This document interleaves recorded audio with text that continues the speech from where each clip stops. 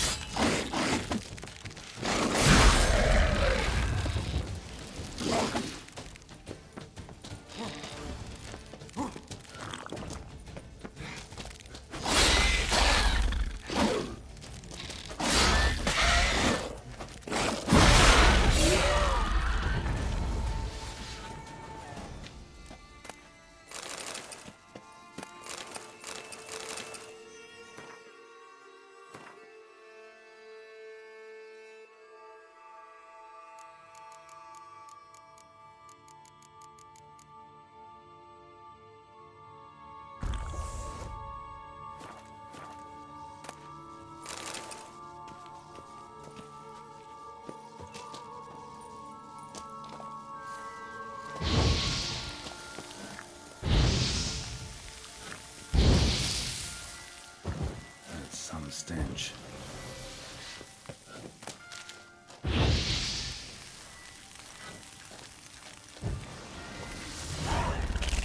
Great.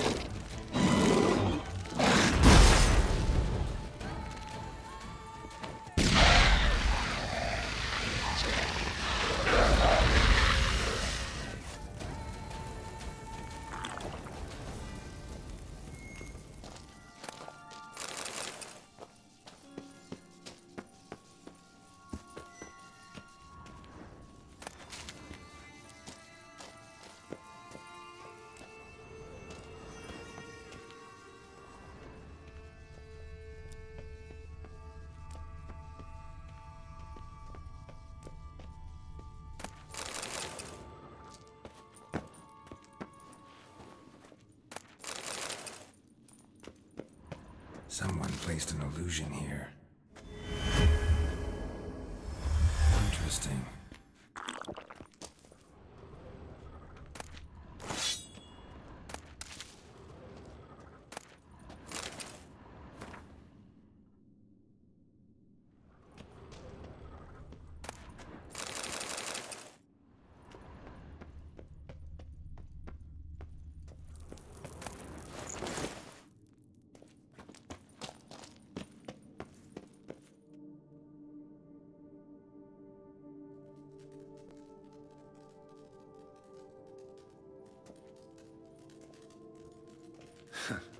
Agreed to meet a vampire at a cemetery.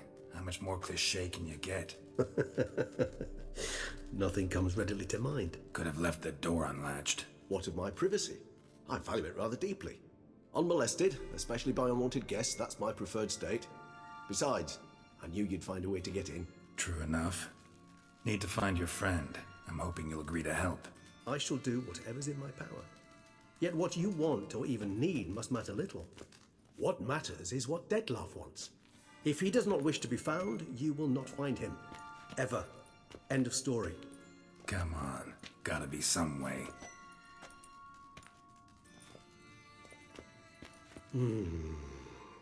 Vampires can evade detection by the senses, and no divination magic works on us. Even the most precise megoscope would be useless.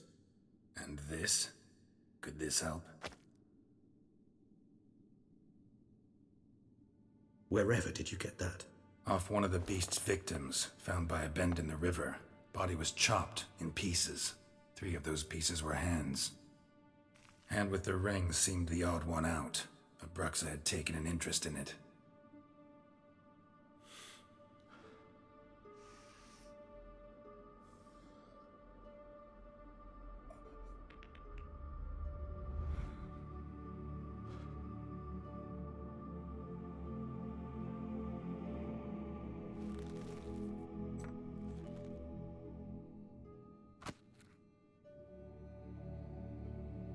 It's Dettlaff's hand, without a doubt.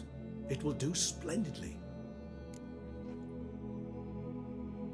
The hand. What do you plan to do with it? You've heard of Kovinaris' theory of tissue memory retention. Rings a distant bell. Read about it in Alchemia Oblitera.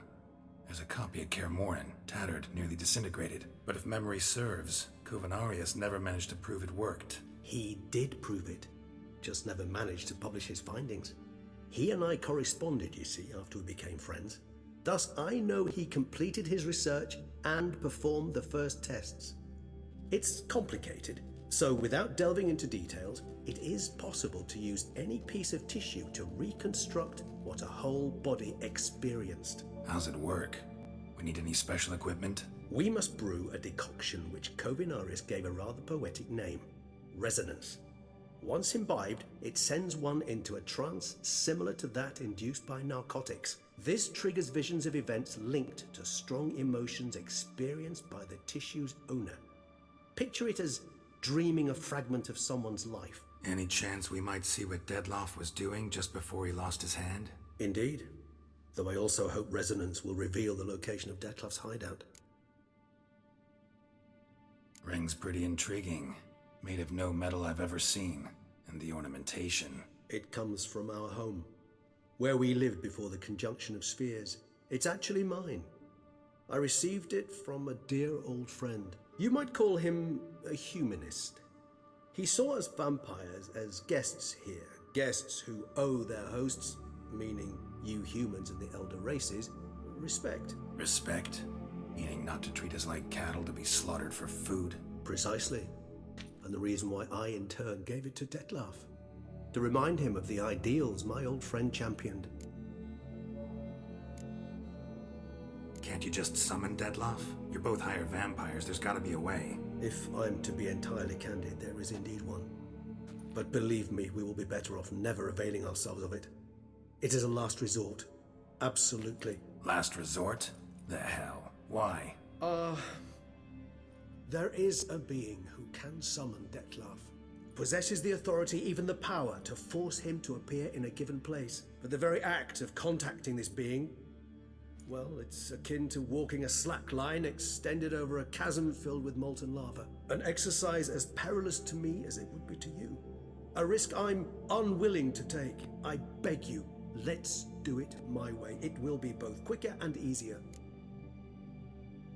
Kovinaris spent half his life proving his theory. Wild guess. Making a dose of resonance won't be easy. You guessed correctly. In addition to Dettlaff's tissue, we shall need a powerful occipital lobe stimulant. Effectively a poison, to make one susceptible to visions. Well, got a few ingredients to choose from. Unfortunately, all are pretty rare. There's Mamoon glands, but closest ones I know of are in Vizima. A spotted white saliva would also serve, but they were culled to extinction over a century ago. Could go with a kobold's eyes, but the creatures are sentient. Rather not gouge one's eyes out. Given that we lack the time to sleuth this out ourselves, permit me to summon some help.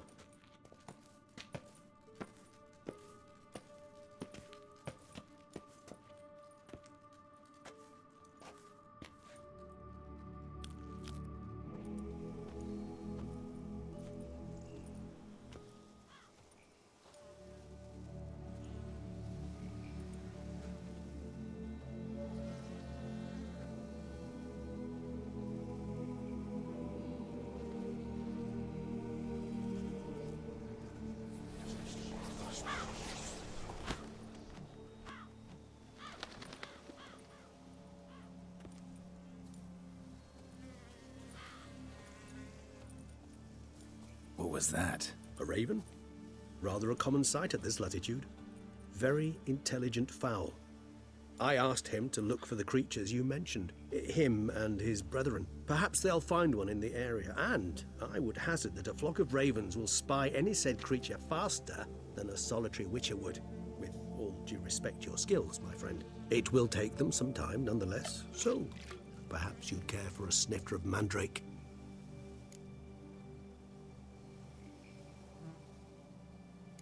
Rarely say no to a snifter. Sadly, this is but a weak infusion rather than a proper distillate. Even better.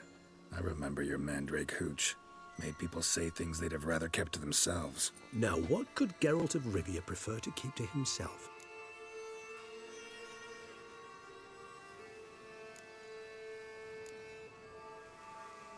Everyone's got some secret. I agree wholeheartedly.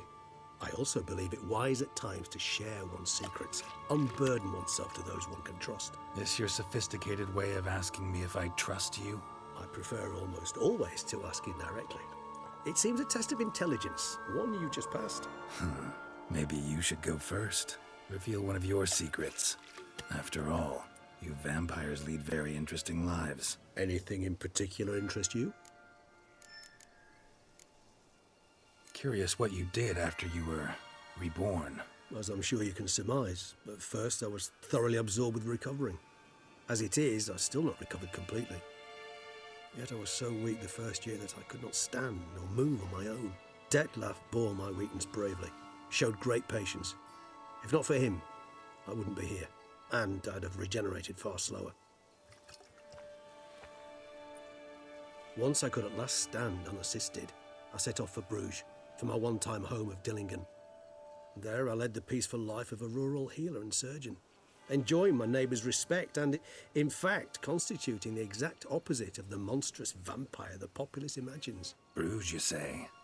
Rebirth make you sentimental? Perhaps a dash. But what of you? Where have you been? Ever find your Cyrilla? Back then, yeah. But we parted again soon after. And when the time was ripe, she came back, defeated the Wild Hunt together. Ooh. Seems I certainly missed quite a bit while I was absent. True enough. But it's a conversation we'll have another time. Need to know more about you now. Gotta ask you the big question. One everyone wonders about. What happens after death? You wish me to tell you if the human belief in the gods is well-founded? Well, that I do not know. We vampires differ exceedingly from you humans. Our matter, that of which we are composed, can exist without form. We require neither a heart, nor a brain, nor air to breathe. But were you dead? As humans understand death, yes. Feel anything? Understand anything? It's rather hard to explain. I felt something very unsettling. Something I cannot even name, for I did no reasoning. Only after rebirth did I begin to understand that what I had felt was cold and unimaginable fear. If not for Detlef, I might have drowned in an eternity of icy terror. Can't have been alive then. Sheesh, experience like that must be vicious. Indeed, it's hard to compare to anything I know. Yet you are aware we don't see death as you do. The way you cling to life, we find it entirely peculiar. You are mortals, ergo it's a foregone conclusion. You will die. It's but a question of time. Thus, I often find myself wondering why you try so very hard. To die at 20 years, 40, even 100, what's the difference?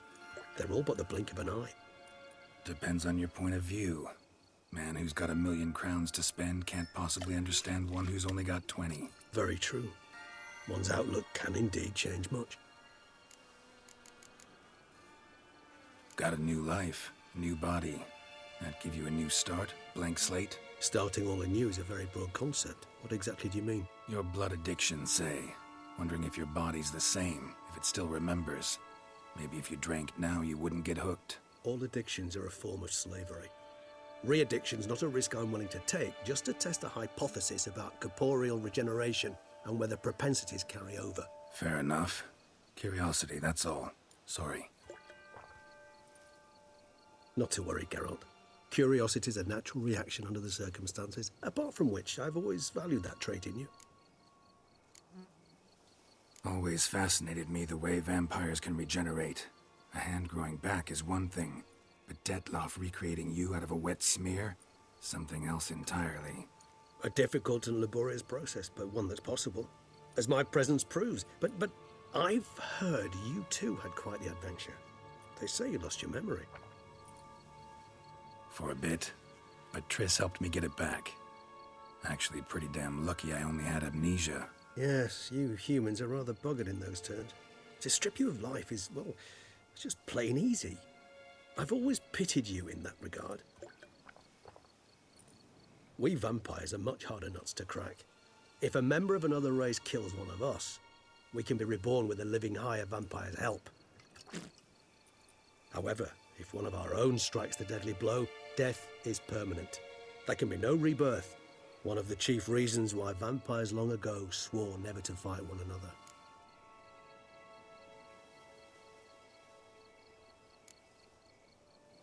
All right, give you one question. What do you want to know? One question to ask one as fascinating as you, Geralt. Cruel parsimony, I'd say, but I shall do my best to make it count. If you were to die and be reborn as I was, in your new life, would you choose to be a Witcher?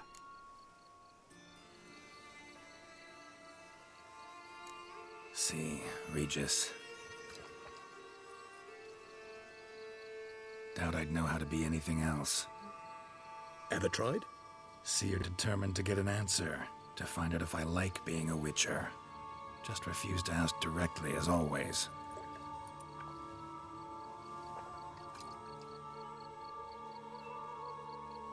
I like being on the path. I like picking up a lead, a trail. I like the tension right before a fight. And nothing gets my adrenaline flowing like battling a beast. Even gotten used to people treating me like a freak, an outcast. Yeah, not something I think about much, but I like being a Witcher. Thank you for being honest. Honesty is an attribute of the truly brave, and thus a privilege of the very few. Still no sign of your winged friend. Sure it understood what you wanted? Dead certain. Let's wait a bit longer. It'll return soon, don't doubt that for a moment.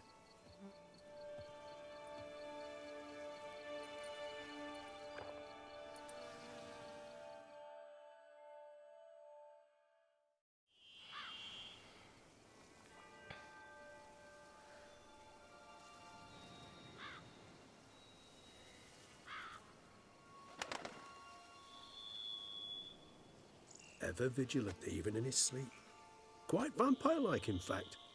Are you absolutely certain they don't administer a few of our genes during the trial of the grasses?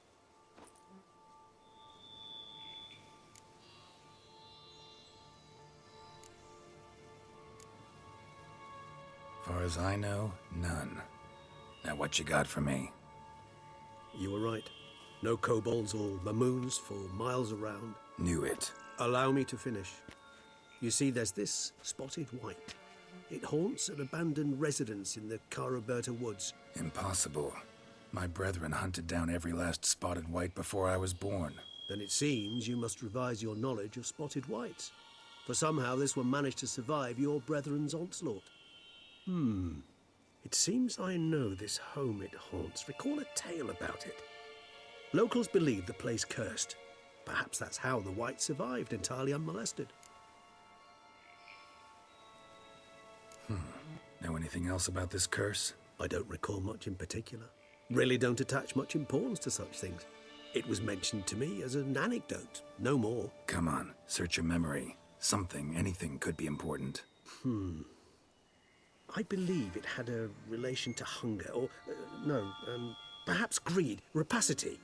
Someone was punished for something...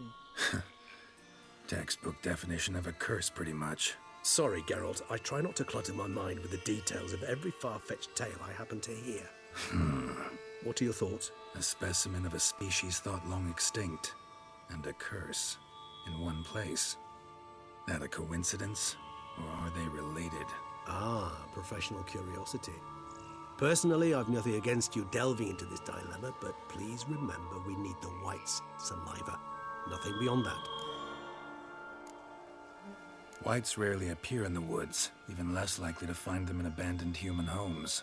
They inhabit remote wildernesses, old abandoned cemeteries. What's your point? This might not be a spotted white after all. Your little helper might have made a mistake. I sincerely doubt it. Ravens are devilishly intelligent creatures, and they've highly developed observational skills. What exactly did they observe? The area around the estate, it's covered in spoons. Spoons? Spare me the skeptical smile. I'm but the bearer of this news. Or perhaps this spotted white is a hoarder. Or the spoons are somehow related to the curse. Let's do this. Start making your decoction while I go get some saliva from that white. Uses it in its brews. Do you imagine the white will simply sell you some? Worst case scenario, I'll bring you its salivary glands. They ought to do as well. For a moment there, I imagined you asking the white to spit into a vial. Quite amusing as a thought, but the salivary glands will do fine indeed. So, see you later. Yes, till later. I shall start by perusing some tomes.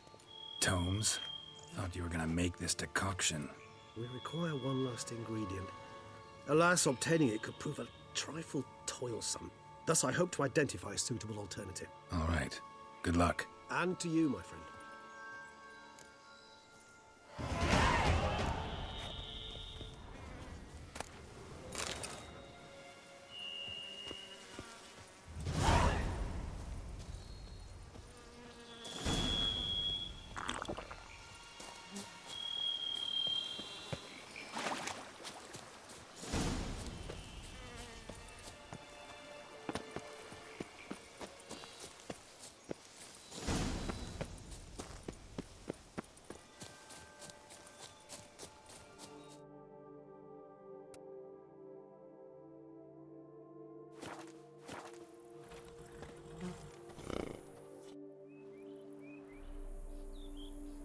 The dressings, bandages, where did I put them? Forget it. Bandages won't do him any good. What? Oh, but he breathed still a moment ago. Breathed his last then. Bled to death. Legs broken. Femoral arteries ruptured. Wound like that, you're dead in minutes. Gods. What happened here exactly? I was rolling through, fully loaded, when I heard screams. This one crawled towards the road, then drooped to the ground, lost consciousness. I jumped down to help him, dress his wounds. Then you appeared.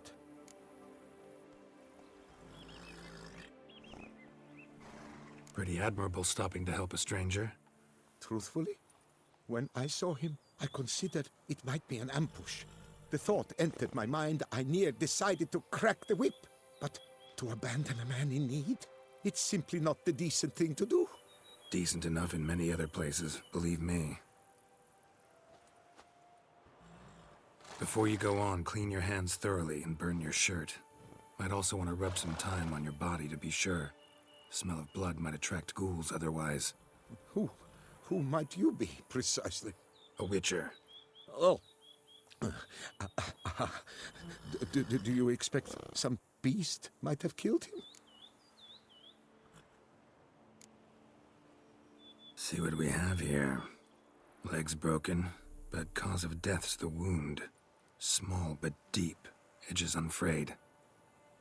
Either a thrust weapon or a thick claw. Maybe a wyvern's. Tough to say, and... breastplate's unusual. Dented. And it's got a patina. An antiquity, I believe. I deal in these things, so... what's puzzling is... why did he don it? Not likely to learn that from him. Now to figure out where he came from. From that house, I'm assuming, but need to investigate. Got some work to do. So long. Wait, I will come with you.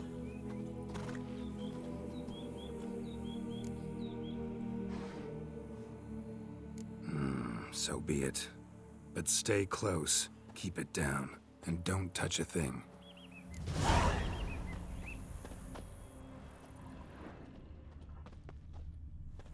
Trail leads to the house on the hill. Which stands silent as a grave.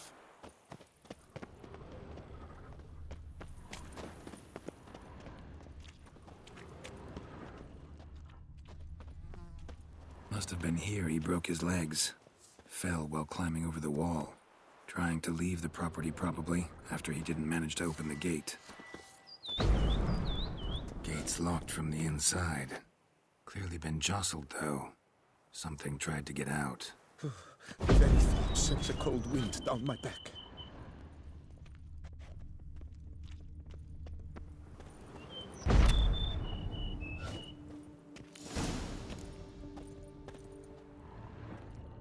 Damn it. Good gods! What the hell's this? Setting for a banquet? It seems so. What's your suspicion? Did none survive? Gods!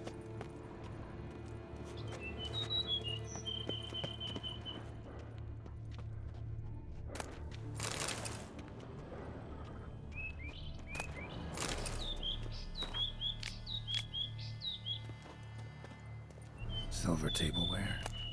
Often engravings. Servant. Stabbed to death. Over a dozen blows with a sharp object.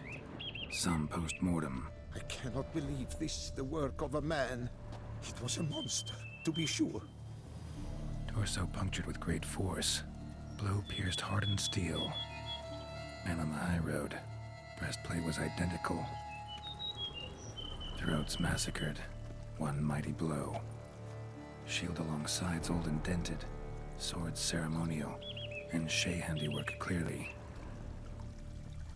Ceremonial bowls. For little sacrifices? Of what? Please, do not say humans.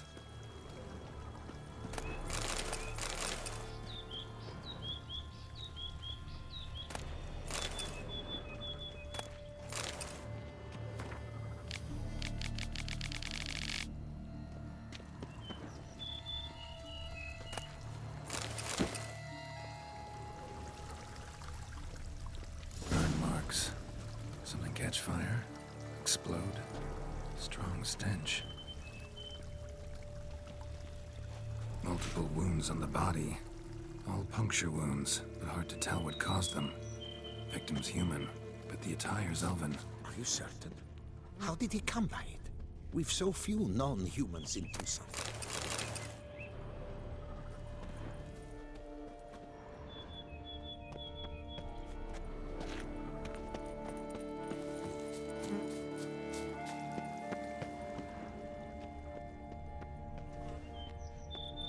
Fled, then dropped to the ground to douse the flames. Didn't manage. Burnt smells growing fainter. Might have been another luckier soul managed to flee. Doublet scorched. Wriggled out of it, tossed it, then ran on.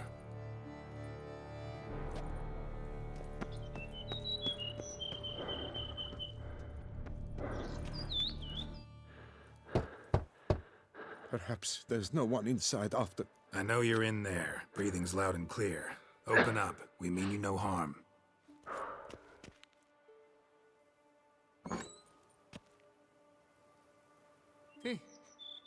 They remain there?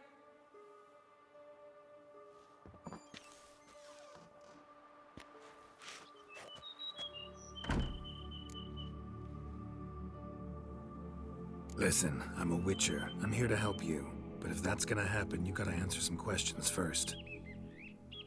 Who are you exactly? Durant Faucher Plamonton de Safaran, Lord of these lands, and Chairman of the Society of Friends of the History of Tucson. We meet here annually to mark the anniversary of the Elfin Homage, but something like this, why, it's a first. You mentioned them. Who do you mean?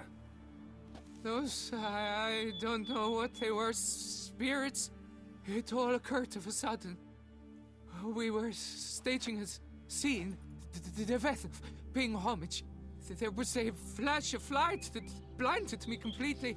I heard cries, though saw nothing. Then felt my own robes were in flames. I broke and ran, threw off my doublet, leapt in here and shut and locked the door behind me. They pounded on the door. I thought they would get through. I thought I was done for, but in the end, it grew calm. So while reenacting a scene from the past, somehow, unintentionally, you summoned a specter, a Korgorath, or a tube, maybe. What? What now? Best thing? You gotta do it again, of course. Are you mad? Would you have this thing kill us? No, don't want it to kill anyone. Precisely why I gotta do my job. Summon it again, whatever it is, and tend to it once and for all. Durand, think I can reenact the pledge, the giving of homage, alone? It was a great, momentous event. The surrender of Tucson's last elfin king. You will need at least 3 individuals.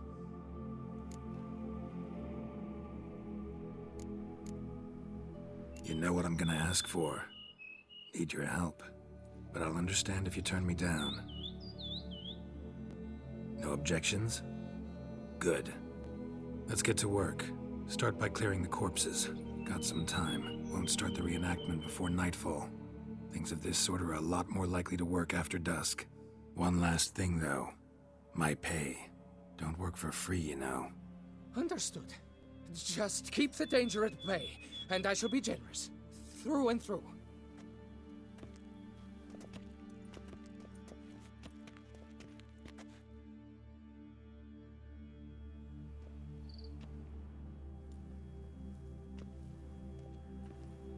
I will stand, or rather, sit in for King Ludovic, upon the elfin throne, while you, Witcher, will play the Enche ruler.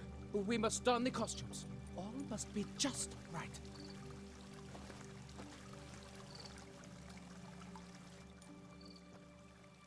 Divethaf, the elven king, hosted Ludovic in his own palace upon his own throne, amidst the blinding glow of a plethora of torches.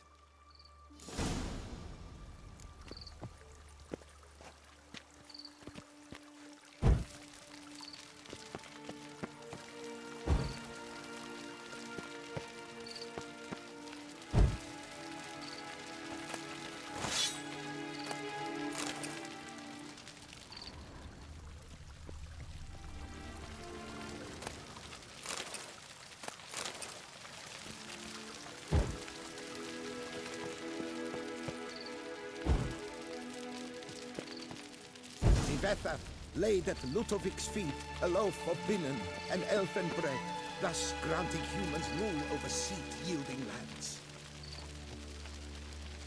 Don't interrupt. Divethaf filled the ornate ceremonial bowls with elfin wine, Gwent, the sweetest blood of the land that had been torn from him. Long last, the elfin king grasped his sword and shield, thus symbolically passing command of his armies to humans.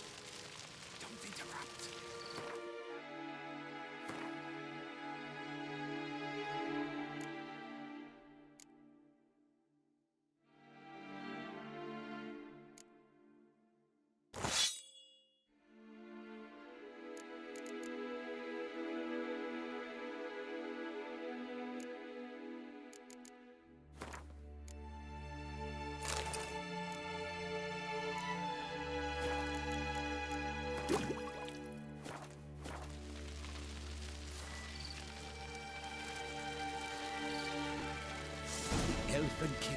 erect in his pride, drew his blade and dropped to his knees, thus acknowledging his final defeat.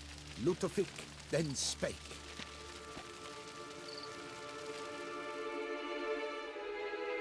I accept your allegiance and shall return in 1 year's time to... Ah! Look! Look! The statues! Impossible! God's mother!